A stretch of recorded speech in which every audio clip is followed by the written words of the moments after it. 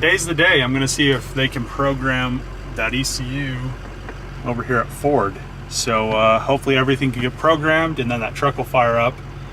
That's all I can figure that's wrong with it, other than maybe it'd have to be towed over here and some, like, another module's bad or something like that.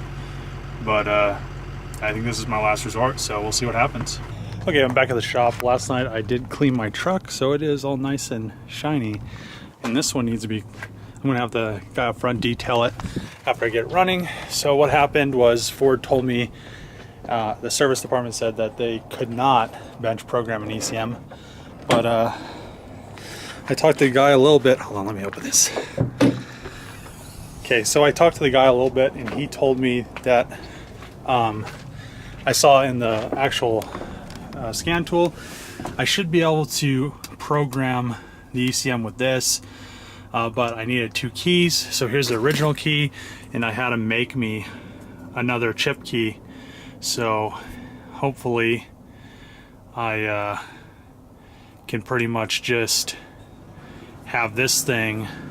I could program this, then once I have 2 keys, I should be able to program ECU because they'll just reflash it.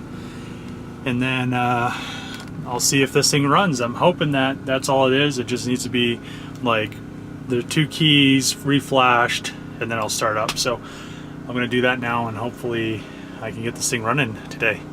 Hopefully, because I have this guy that wants to trade me. He's looking for Excursion. He has like this crazy build that's almost done. It just needs paint and put back together. It's a AE86 with like a S2K 6-speed and like F20C or whatever it came in the AP2s. So it's actually pretty tight, and if I can get that for this, that'd be pretty tight. So we'll see what happens.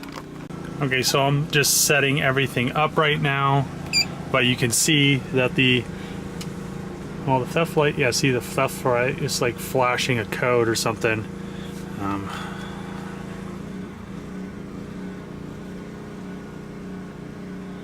You really can't see that. There we go. Yeah, it's flashing something.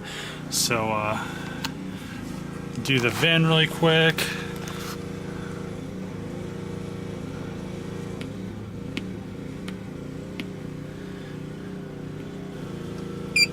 Okay.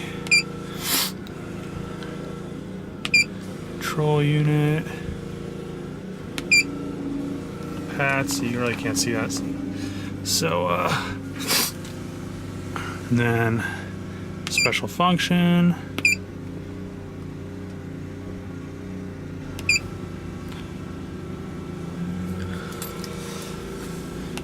Ignition switch. 10 minutes. And now this will take 10 minutes, and it will then get me into the like the theft computer, the security stuff, so I can actually program the new key and then hopefully reprogram the ECM. So this takes like around like 5 to 10 minutes, so we'll be back. Okay, halfway there. I don't know how long it's been, but I was me and Trevor talking about some stuff, so it was I thought it was like 10 minutes already, but maybe not. Oh, watching YouTube videos. Alright, so now it is done. So, okay. Access granted. Okay.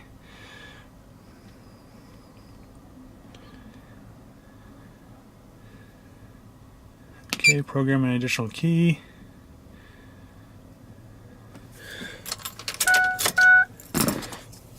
So here's the new key. There should be an unprogrammed key in the ignition. Okay. Okay. Okay. No. Yes. Okay, so I just reprogrammed both keys and redid the ECM in the PAT system.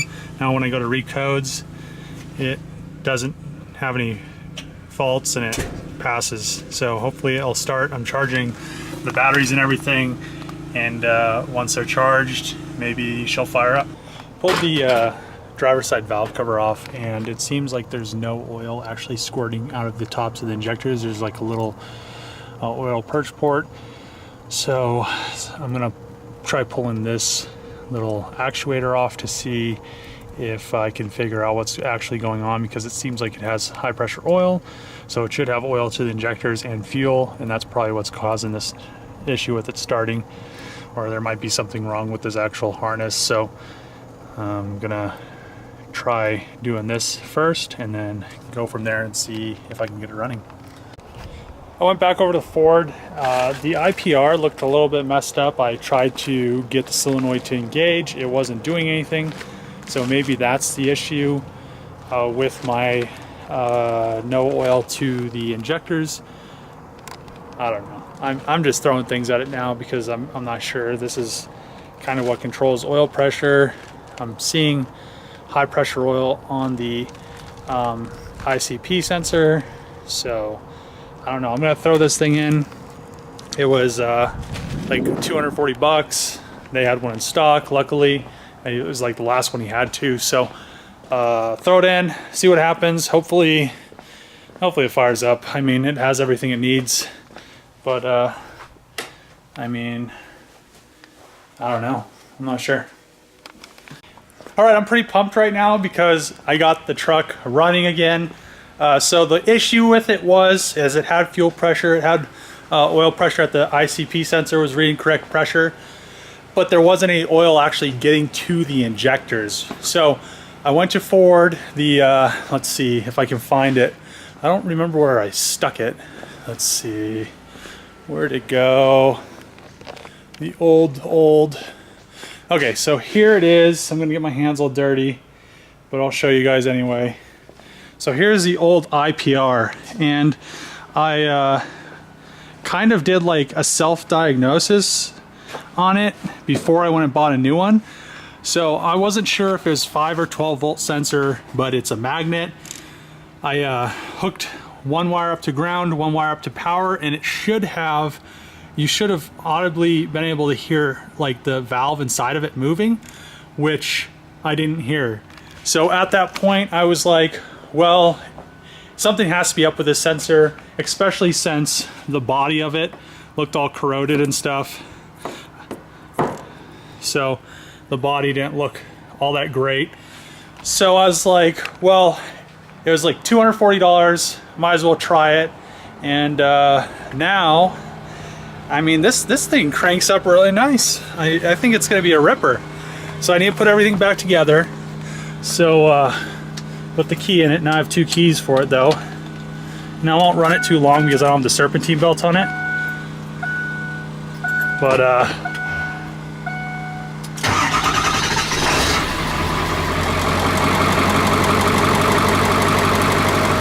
I mean, that runs really nice.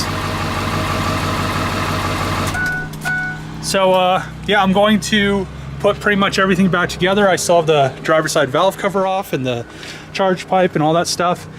And I just need to kind of put everything back together. I'll probably clean this valve cover up. It looks like there's a new valve cover gasket, which is nice. And then after that, I should be able to take it for a test drive. I also need to put this fender liner up.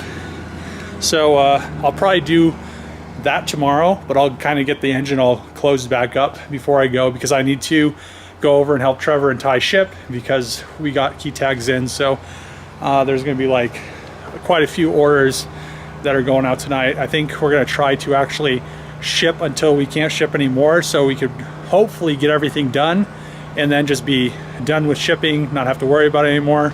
And then tomorrow I'll pretty much bolt the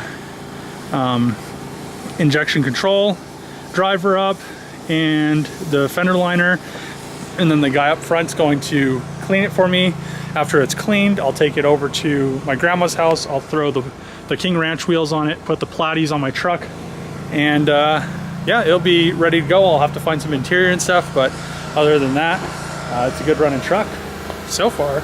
I mean, as long as the tranny shift's all right, we'll be in business. So I'm glad I figured it out. It's kind of just like, I mean, you get to that point where you're almost like wanting to give up because you can't figure out, you've checked everything, you just like, man, what could it be? But I'm glad I figured it out. If you guys are having the same issue with your truck, this isn't really going to be a how-to, but it's kind of a how-to. If you're not getting any fuel coming out of any of the injectors, you probably have a bad IPR. You could do that same test that I showed you, energize the electromagnet to see if it'll actually move this IPR valve. And if you don't hear anything, most likely you need an IPR valve. So I'm gonna pretty much put this back together, run over to Trevor's and start shipping. So hopefully you guys like this video, and I'll put the IPR valve that I had to get for it in the description for you guys, and then some of the other tools that I use. Like, you had to use, I really didn't show you, but you had to use this long ratchet. It was a 19 to get the little tin nut off of the back of it. And then, where's it at? It's 1 inch, and I don't remember where it went. It's right here. So 1 inch and 1/8 socket to actually pull the IPR valve out of the high pressure oil pump. So, you know, I just kind of like want to help you guys out. I mean, there's a lot of information.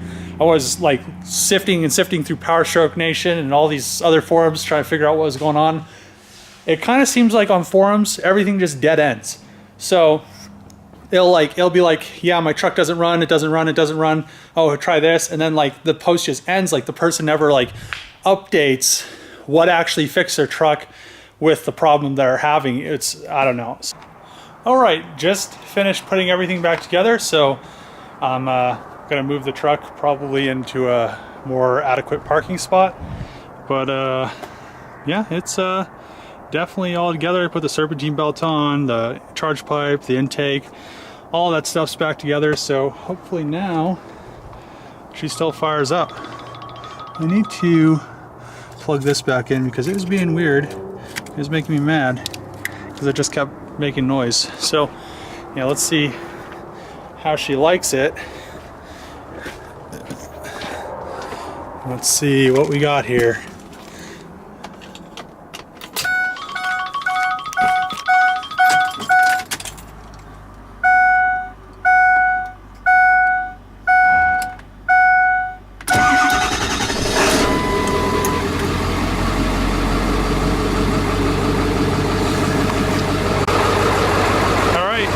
Everything looks like it's good to go.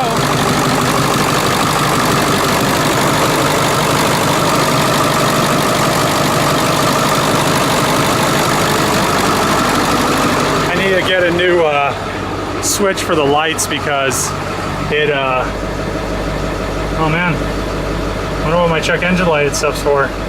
Brake light, ABS light. I'll have to figure that out later. I wonder if she'll, yeah, I mean, 7.3 Excursion, or no.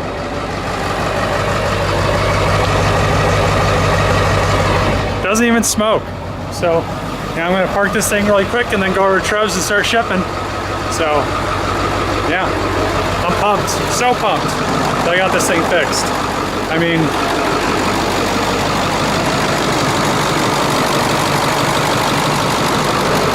drive it tomorrow. I don't have really any way to turn the lights and stuff on, so tomorrow will be the day. I need to still bolt in that fender liner, so I'm glad I figured it out. Hopefully it helps you guys out. If you like my videos, subscribe, add some comments below, and see you guys next time.